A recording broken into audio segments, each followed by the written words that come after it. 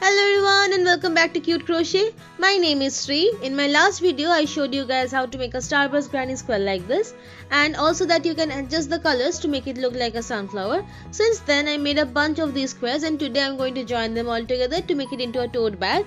So let's get started.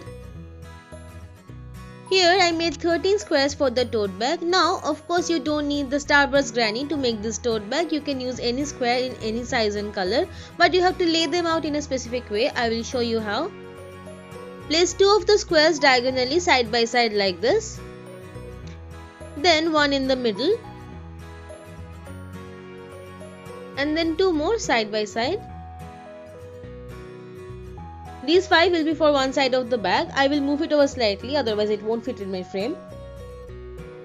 The next square is going to be for the base of the bag.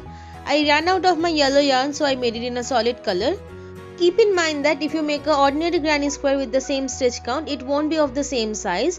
So if you want to make solid color squares that are the same size as your starburst squares, then you have to follow the same pattern just in a solid color. Then continue to lay out the rest of your squares, staggering them like this.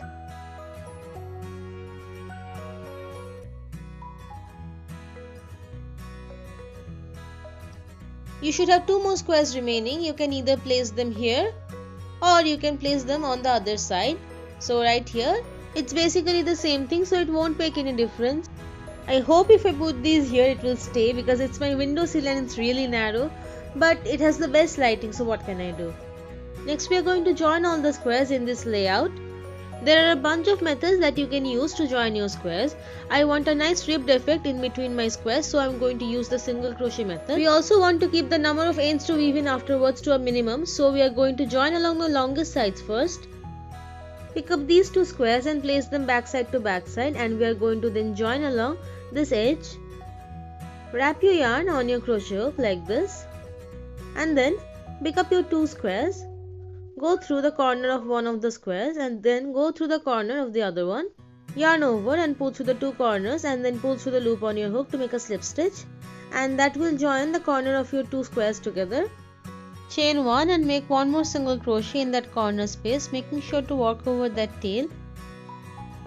Then insert your hook into the first double crochet there, and then insert your hook into the double crochet on the other square that corresponds to this double crochet.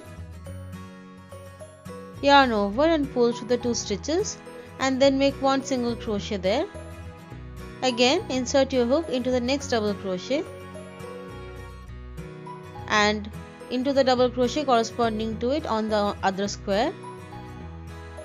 Make 1 single crochet, and we are going to continue to join the squares in this way.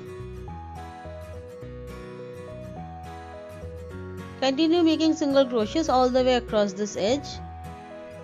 Here I have finished making single crochets all the way across, and I am going to make 1 more single crochet in that corner space. Here my 2 squares are joined together nicely and it forms a nice ribbed effect in the middle. Next pick up these 2 squares and we are going to join this together. Insert your hook through the corners of the 2 squares and make 1 single crochet. This will join together the 2 pairs of squares. And then continue to make single crochets on top of these double crochets like we have been doing.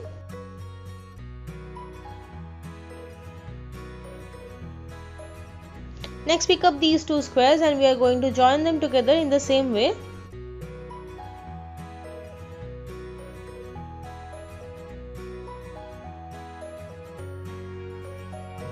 After you finish joining, pull up a loop and then mark that loop with a stitch marker.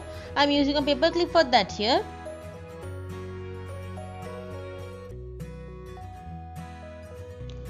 Leave quite a long tail at this point. This tail is going to be used to join together the bag after we have joined together all the squares.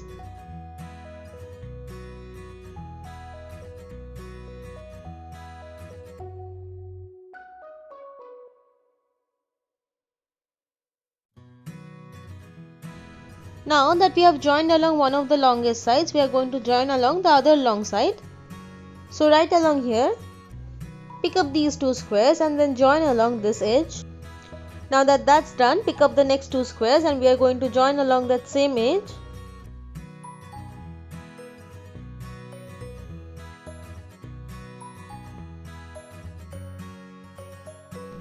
Once you reach this rib from the previous join, we are simply going to jump over it and make one single crochet into the next corner space like normal. And continue joining on top of the rest of the stitches. At the end of that edge, we are again going to mark that loop and leave a long tail for sewing. It's better to go overboard here than having a short tail and having to join in the middle of stitching. Now that the two longest sides are joined together, we are going to join along here, and then along here, and for the last two squares we are going to join along these two edges, and we are going to do one continuous join. There is no need to leave long tails at the end of these joins, so just chain one, fasten off, and leave a short tail to weave in afterwards. Now that all your squares are joined together, it's time for the magic. Hold these two corners and fold your entire piece in half, and when you fold over these two side squares, the bag starts to take shape. We are going to sew along here and here and here. This is where the extra yarn you had left will come in handy. On the other side, we will join along here. Pull up a loop and remove that stitch marker. Then insert your hook into that loop and continue to make single crochet joins all along that edge.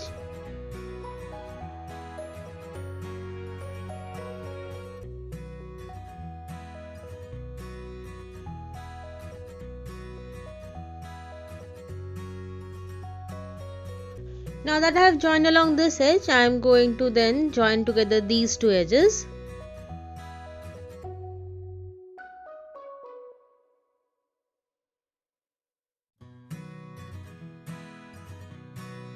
And then finally along this edge.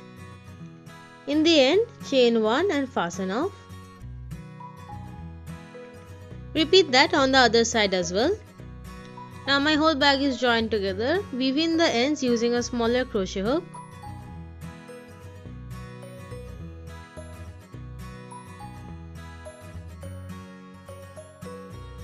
To make the straps, loop your yarn on your crochet hook like this, and then we are going to join it on one of the corners of the bag. We are joining on the corners so that the join is not nearly as visible. Then chain one and make one more single crochet into that same corner space, making sure to work over that tail.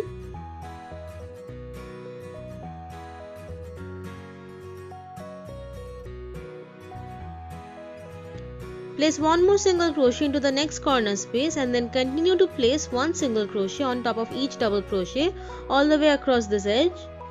When you reach the peak into that corner space, make one single crochet, chain one and one single crochet, and then again continue to place one single crochet on top of these double crochets. Now we are going to stitch the three corners together. Insert your hook into the next corner space and pull up a loop, then again into the next corner space and pull up a loop, and into the third corner space and pull up a loop. When you have 4 loops on your hook like this, yarn over and pull through all 4, and that stitches the 3 corners together. Continue to repeat the same thing along the edges of the other 3 squares, and we will again stitch together these 3 corners. When you reach the end, slip stitch on top of that first single crochet to join. Then chain 1 and place one more single crochet into that same stitch, and then continue to place one single crochet in all of the stitches all the way across until you reach the peak.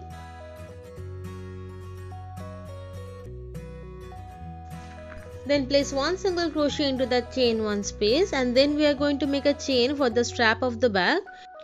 You can make this chain as long or short as you want depending on how long you want the straps of your bag. I here made around 60 chains. After making the chain, we are going to skip all these stitches and place one single crochet into the next chain one space.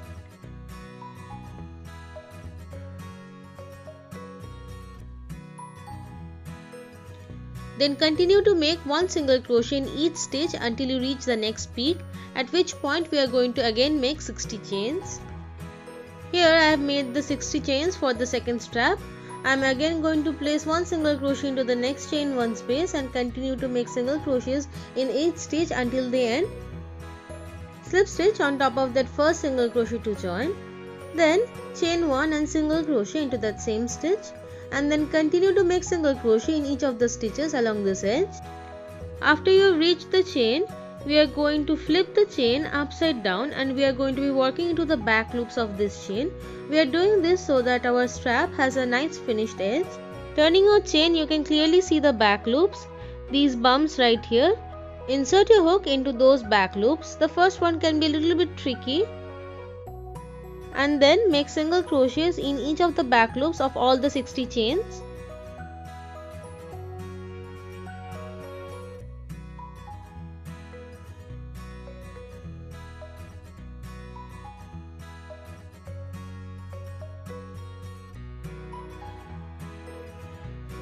After you reach the end of the chain, continue to make single crochets in each of the stitches all the way across until you reach the chain of the other side. Single crochet into the back loops only of that chain, and then we are going to place single crochets into each of the remaining stitches. At the end of the round, slip stitch on top of that first single crochet to join. And then we are going to make a few more rounds to make our strap as thick as we want. Just simply make one single crochet in each stitch all the way around. Here the bag is complete. I made 3 rounds for the strap. You can make even more if you want. Now I am going to line the bag. This is optional.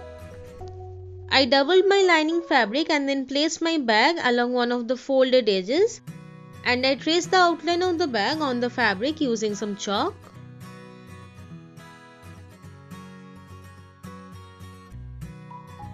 Cut the shape out along those lines. Then I am going to back stitch along this edge, leaving a 1 cm gap at the top, and I repeat this on the other side.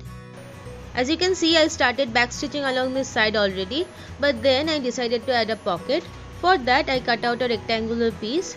For one of the edges, I cut it out of the finished edge of the fabric so that I don't have to hem it. And for the other 3 sides, I folded them over and ironed them down. Then I am going to place it on the lining of the bag. This is the outside of the lining, you can tell with this seam here. So you have to place the pocket on the inside. I am going to place it right here. Center the pocket the best you can with respect to this point, and then I am going to top stitch all along these 3 edges. Instead of my rusty pins, I decided to use some double-sided tape to hold the pocket in place while I sew it, and it worked out surprisingly well.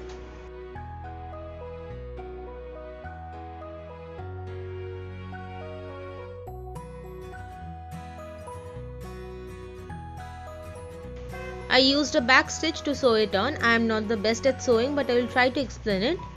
Go a stitch width back from where the thread is, and then go a little bit over a stitch width in the front of the thread. Again, go a stitch width back and a stitch width front. Try to keep your needle as straight as possible, and we are going to repeat this a bunch of times until the entire piece is stitched together. Now the pocket is on. I am pretty proud of how neat the stitching came out, considering that I don't sew. Now I'll stitch the rest of the lining like normal. So along this edge, leaving a 1 cm gap at the top, and also the same thing on this side as well. Now the lining is all sewn up. It looks great. It has the pocket on the inside. Now this is the wrong side of the lining. You can see the seam here. We are going to insert the lining in this way into the bag. Wrong side facing the wrong side.